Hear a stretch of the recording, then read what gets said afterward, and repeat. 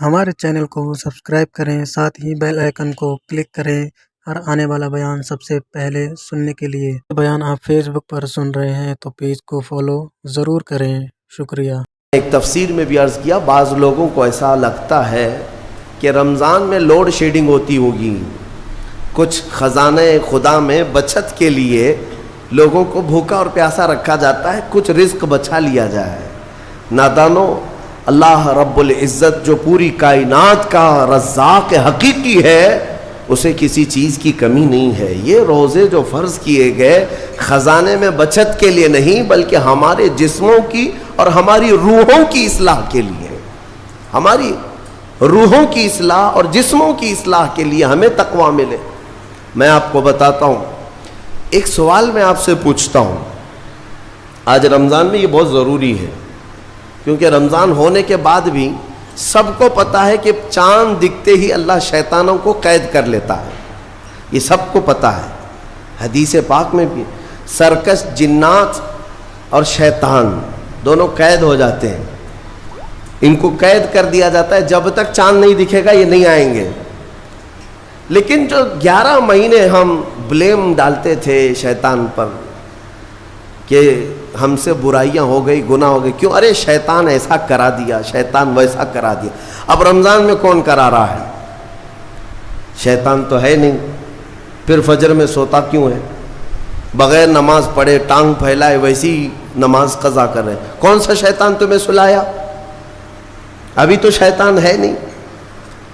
ابھی بھی بہت سارے لوگ چوری کا کھانا نہیں چھوڑتے، بہت سارے لوگ جھوٹ، دغا، غیبت یہ رمضان میں بھی نہیں چھوڑتے ہیں۔ تو یہ ان کو کون سا شیطان کروا رہا ہے؟ کون سا شیطان یہ برائیاں کرواتا ہے؟ اس کے جواب کے لیے ایک چیز سمجھنا ضروری ہے۔ یہ بات تو مشہور ہے کہ ساری برائیاں شیطان کرواتا ہے، ابلیس کرواتا ہے نا؟ لیکن آپ کو وہ واقعہ معلوم ہے جب آدم علیہ السلام کو اللہ تعالیٰ نے پیدا کیا اور سارے فرشتوں سے کہا کہ سجدہ کرو، کل ہی کی تفسیر میں نے عرض کیا، اس میں ابلیس بھی تھا۔ ابلیس بھی اس وقت بہکا ہوا نہیں تھا، گمراہ نہیں تھا، وہ اچھا تھا۔ ابلیس تو بہت عبادت کرنے والا تھا اللہ تعالیٰ کی، تو اس نے اللہ کے حکم کو ٹال کر آدم کو سجدہ نہیں کیا، غرور میں کھڑا رہا، نافرمانی کیا۔ تو اب میں یہ سوال کرتا ہوں کہ ہر ایک کو گمراہ کرنے والا شیطان ہے، تو شیطان کو کس نے گمراہ کیا تھا؟ اس کو کس نے روکا سجدہ مت کرنا آدم کو؟ کوئی ہے بہکانے والا؟ ارے وہ تو پہلا ابلیس ہے، اس سے پہلے تو کوئی ابلیس تھا ہی نہیں، اس سے پہلے تو کوئی شیطان تھا ہی نہیں۔ شیطان کو کس نے روکا کہ تو بڑا ہے، تو بلند ذات والا ہے، آدم مٹی سے بنا ہے؟ یہ خیال کس نے ڈالا؟ کون سا شیطان تھا اس سے پہلے؟ یہی بات سمجھنے کی ہے۔ محدثین نے مفسرین نے فرمایا، ابلیس کو جس چیز نے سجدہ کرنے سے روکا وہ نفس امارہ ہے، وہ نفس ہے جو آج بھی تمہارے ساتھ ہے۔ ہاں، شیطان تو قید ہو جاتا ہے رمضان کے شروع ہوتے ہی، لیکن نفس تو ساتھ میں رہتا ہے۔ اب پتہ چلا کہ رمضان میں جو کچھ بھی غلطیاں یا کوتاہیاں یا گناہ کچھ لوگوں سے سرزد ہوتے ہیں تو یہ نفس کے پجاری ہیں، نفس ان کے ساتھ ہے، یہ نفس کی غلامی میں آ گئے اور نفس کے شکار ہو گئے۔ اسی لیے قرآن میں اللہ تعالیٰ نے اپنے رسول سے بھی یہ فرمایا، اَرَأَيْتَ مَنِ اتَّخَذَ إِلَٰهَهُ هَوَاهُ افانت تکون علیہ وکیلا۔ اے رسول، کیا آپ نہیں دیکھتے کچھ لوگ ایسے ہیں جنہوں نے اپنے نفسانی خواہشات کو اپنا خدا بنا لیا ہے، اپنی خواہشات کو اپنا خدا بنا لیا ہے۔ اے رسول، کیا آپ ایسوں کی سفارش کریں گے، ایسے لوگوں کی وکالت کریں گے؟ یعنی رب تبارک و تعالیٰ نے یہ فرمایا کچھ لوگ وہ ہیں جو اپنی خواہشات کی پوجا میں ہیں۔ کیا مطلب خواہشات کی پوجا؟ کیا مطلب ہے اپنے خواہشات کے پیچھے چلنا؟ مطلب یہی ہے کہ جو دل میں آیا اس بندے نے یہ سوچ لیا اسے کرنا ہی ہے مجھے، یہ خواہشات کے پیچھے چل رہا ہے۔ ہاں، تمہیں آرام کی فکر ہوئی، تم نے خدا کے فرمان کو ٹال دیا لیکن اپنی نفس کی سن لیا۔ اللہ تبارک و تعالیٰ کا حکم کچھ اور ہے لیکن تمہاری طبیعت کچھ اور چاہ رہی ہے۔ رب تبارک و تعالیٰ کا حکم تھا صبح صبح تمہیں اپنے گھر بلا رہا تھا، لیکن تم نے اس کی نہیں سنی، اپنے من کی سنی، اپنے نفس کی۔ تو یہی تو ہوا نفس کی پوجا، یہی ہے نفس کی عبادت، نفس کی پرستش، جس کو قرآن میں کہا گیا ہے کہ کچھ لوگ ایسے ہیں جنہوں نے اپنی خواہشات کو خدا بنا لیا ہے۔ یہ نفس امارہ جس کے بھی اوپر حاوی ہو جاتا ہے، اچھے اچھوں کو یہ ان کا تقوی بھسم کر دیتا ہے، ایمان سے بھی دور کر جاتا ہے۔ اس لیے میرے عزیزو، میں جو عرض کرنے جا رہا ہوں وہ یہ ہے کہ ہمارے لیے زندگی میں سب سے بڑا چیلنج اپنے نفس امارہ سے لڑنا۔ آپ کو پتہ ہے رسول پاک صلی اللہ تعالیٰ علیہ وسلم ایک جہاد سے جب واپس مدینے تشریف لا رہے تھے، وہ جہاد بہت سخت تھا، صحابہ زخمی تھے، بہت گھماسان کی لڑائی ہوئی تھی، لیکن جب واپس مدینے آ رہے تھے تو میرے آقا نے ایک جملہ فرمایا تھا، رجعنا من الجہاد الاصغر الى الجہاد الاکبر، اے میرے صحابہ ہم چھوٹے جہاد سے بڑے جہاد کی طرف جا رہے ہیں۔ صحابہ نے پوچھا اس سے بڑا جہاد اب کون سا ہے یا رسول اللہ؟ میرے آقا صلی اللہ علیہ وسلم فرماتے ہیں، اے میرے صحابہ اپنے نفس سے لڑنا اب یہ بڑا جہاد ہے، نفس سے لڑنا بڑا جہاد ہے۔ میرے عزیزو، یہ خواہشات کو ہی ختم کرنا ہو، اس نفس کو اگر کنٹرول میں لانا ہو تو کیا کرو گے؟ نفس امارہ سب کے پاس ہے۔ قرآن میں مولا فرماتا ہے وَمَا أُبَرِّئُ نَفْسِي إِنَّ النَّفْسَ لَأَمَّارَةٌ بِالسُّوءِ إِلَّا مَا رَحِمَ رَبِّي۔ کوئی اپنے نفس سے بچ نہیں پائے گا سوائے وہ شخص جس پر میرا رب رحم فرمائے۔ اللہ کا رحم جس پر ہو گیا وہ اپنے نفس سے بچ جائے گا۔ میں آپ کو ایک دعا بتاتا ہوں، حضور پاک صلی اللہ علیہ وسلم اگر دعا کرتے تھے تو اس سے آپ کو اندازہ ہو جائے گا کہ یہ کتنی امپورٹنٹ چیز میں آپ کے سامنے کہہ جا رہا ہوں۔ کون سی؟ حضور جب دعا کرتے تھے تو یوں کہتے تھے اللہ کی بارگاہ میں، اللہم لا تکلنی الی نفسی طرفۃ عین، اے اللہ تو مجھے میرے نفس کے حوالے ایک منٹ کے لیے بھی مت دینا، تو اپنی حفاظت میں رکھ۔ حضور جب یہ دعا کرتے تھے کہ مجھے میرے نفس کے حوالے ایک منٹ کے لیے، طرفۃ عین کہتے ہیں پلک جھپکنے کے برابر، اتنے ٹائم کے لیے بھی اے اللہ تو مجھے میرے نفس کے حوالے مت کرنا، تو اپنی حفاظت میں رکھ۔ سید الانبیاء جب یہ دعا کرتے ہیں تو اندازہ کرو اے مومنو، نفس کی تباہ کاریاں کیا کیا ہیں، یہ کتنوں کو ہلاک کر دیتا ہے، کتنوں کا عمل ضائع کرتا ہے، کتنوں کا ایمان ختم کرتا ہے۔ اب میں جو بات کہہ رہا ہوں وہ یہ توجہ سے سنو، یہ نفس امارہ جس نے شیطان کو بھی گمراہ کیا، شیطان کو بھی بہکا دیا، یہ نفس آدم کو سجدہ نہ کرنے کا جو غرور پیدا کیا یہی نفس امارہ تھا۔ اس نفس امارہ کو اگر کوئی کنٹرول کرا سکتا ہے تو وہ ماہ رمضان المبارک ہے۔ بس یہی ہے رمضان کی فضیلت۔ رمضان المبارک اس لیے تمہیں دیا گیا کہ بڑی بڑی طاقتیں تمہارے نفس کو قابو میں نہیں کر پائیں گی، لیکن رمضان کے روزے تمہیں کنٹرول میں لے آئیں گے، کنٹرول میں لائیں گے۔ اب سمجھ میں آیا کہ روزے کیوں رکھائے جا رہے ہیں؟ ارے گرمیوں کی شدت ہے، ادھر حلق سوکھا جا رہا ہے، پیٹ پیٹ سے لگ جاتا ہے۔ ان لوگوں کو پوچھو روزہ کیسا ہوتا ہے جو مزدوری کرتے ہیں، ان لوگوں سے پوچھو جو دن بھر کام کاج کرتے ہیں۔ میرے عزیزو، روزے رکھنے کے بعد کیا رب تبارک و تعالی کسی کو اس کی طاقت سے زیادہ تکلیف دینا چاہتا ہے؟ نہیں میرے عزیزو، وہ رحمان ہے۔ اس نے جب تمہیں ماں کے پیٹ میں 9 مہینے رزق دیا تو کیا کائنات میں نہیں دے گا؟ تمہیں ماں کے پیٹ میں بھی رزق دیتا رہا۔ تم جب دنیا میں آئے تمہارے ماں کے سینے میں خون سے دودھ کس نے بنایا؟ تمہارے رزق کا انتظام کرنے والا وہ خدا۔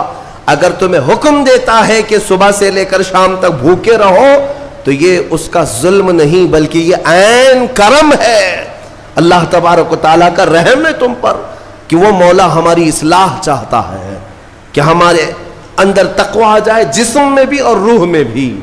اب ایک اور بات میں آپ کو بتا دوں، میں نے ایک بات پڑھی تھی نفس کے متعلق، یہ نفس امارہ، اسی لیے امام غزالی رحمۃ اللہ تعالیٰ علیہ نے فرمایا اللہ کی جو مخلوق ہے وہ 3 طرح کی ہے، ایک فرشتے، دوسرے انسان، تیسرے جانور۔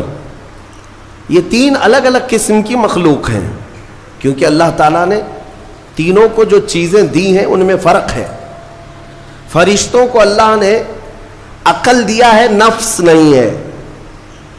نفس، شہوت، برائی کرنے کی خواہش فرشتوں کے اندر ہے ہی نہیں، وہ سوچ بھی نہیں سکتے برائی کرنے کا۔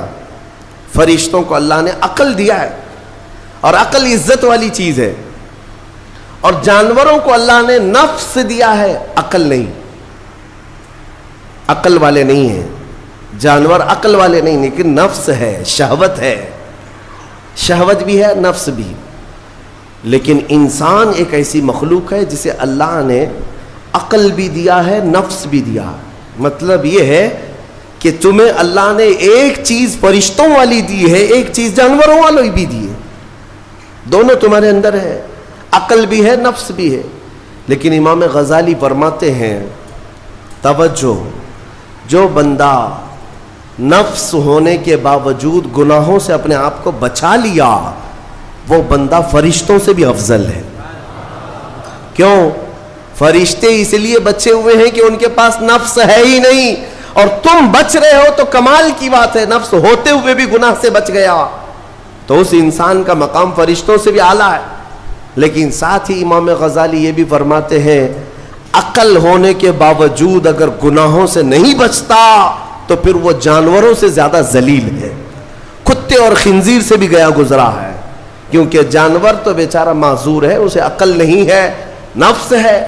تمہارے پاس عقل ہے، اس کے باوجود حرام کاریاں کر رہے ہو تو جانوروں سے زیادہ گر گئے۔ فیصلہ تمہارے ہاتھ میں ہے کہ تم کون سی زندگی گزارنا چاہتے ہو، کون سی، کہ تم نفس کے پجاری بن جاؤ یا عقل کا صحیح استعمال کر کے فرشتوں والی صفات پر عمل کرو۔ عزیزان گرامی وقار، نفس اور عقل یہ جو 2 چیزیں ہیں، ان کو میں آپ کے سامنے تھوڑا سا کھول کر کے عرض کرتا ہوں۔